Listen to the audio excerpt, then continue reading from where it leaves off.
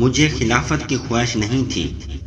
حضرت حسن رحمۃ اللہ علیہ کہتے ہیں، حضرت ابو بکر صدیق رضی اللہ تعالی عنہ نے ایک مرتبہ خطبہ کیا اور ارشاد فرمایا، غور سے سنو، اللہ کی قسم میں آپ لوگوں میں سے سب سے بہتر نہیں ہوں، اور میں اپنے لیے اس مقام خلافت کو پسند نہیں کرتا تھا۔ مجھے اس کی خواہش نہیں تھی، بلکہ میری خواہش تھی کہ آپ لوگوں میں سے کوئی میرے بجائے خلیفہ بن جاتا۔ کیا آپ لوگوں کا خیال یہ ہے کہ میں آپ لوگوں میں بینہ حضور صلی اللہ علیہ وآلہ وسلم والے طریقے پر عمل کر لوں گا؟ تو یہ خیال بالکل غلط ہے۔ میں ایسا نہیں کر سکوں گا، کیونکہ حضور صلی اللہ علیہ وآلہ وسلم کی تو وحی کے ذریعہ ہر غلط بات سے حفاظت ہو جاتی تھی، اور انہیں تو عصمت خداوندی حاصل تھی، اور ان کے ساتھ خاص فرشتہ ہر وقت رہتا تھا۔ میرے ساتھ تو شیطان لگا ہوا ہے، جو میرے پاس آتا رہتا ہے۔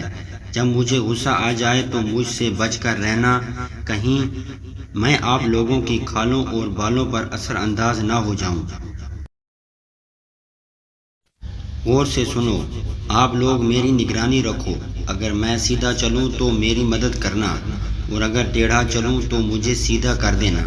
حضرت حسن رحمۃ اللہ علیہ کہتے ہیں، ایسا زبردست خطاب کیا تھا کہ اللہ کی قسم اس کے بعد ویسا خطاب تو کبھی ہوا ہی نہیں۔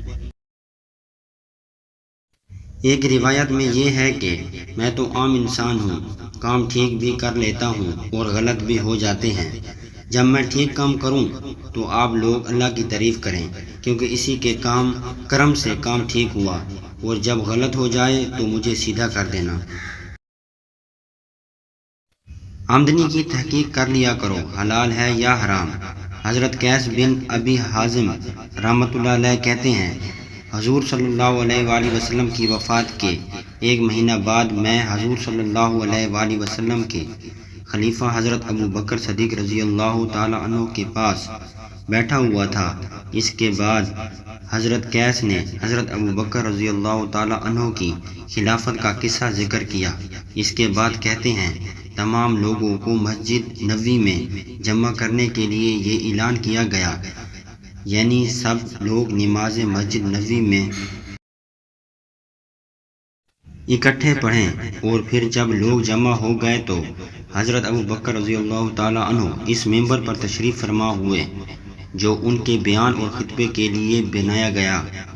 یہ حضور صلی اللہ علیہ وآلہ وسلم کی وفات کے بعد اسلام میں حضرت ابو بکر صدیق رضی اللہ تعالی عنہ کا پہلا خطاب تھا۔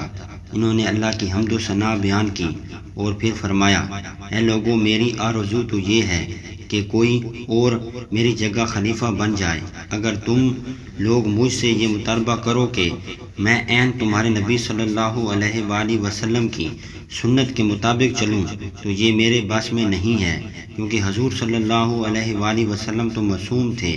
اللہ نے ان کی شیطان سے مکمل حفاظت فرما رکھی تھی، اور ان پر آسمان سے وحی اترتی تھی، اور یہ دونوں باتیں مجھے حاصل نہیں ہیں، اس لیے میں بالکل ان جیسا نہیں ہو سکتا۔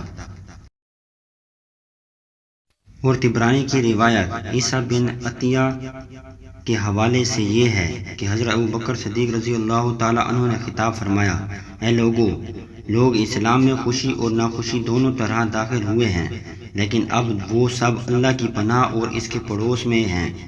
اس لیے تم اس کی پوری کوشش کرو کہ اللہ تعالیٰ تم سے اپنی ذمہ داری کا کچھ بھی مطالبہ نہ کرے، یعنی کسی مسلمان کو کسی طرح تکلیف نہ پہنچاؤں۔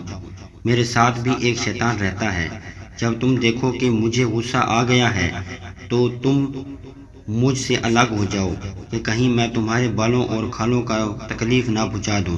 اے لوگو، اپنے غلاموں کی آمدنی کی تحقیق کر لیا کرو کہ حلال ہے یا حرام، اس لیے کہ جس گوشت کی پرورش حرام مال سے ہو وہ جنت میں داخل ہونے کے لائق نہیں۔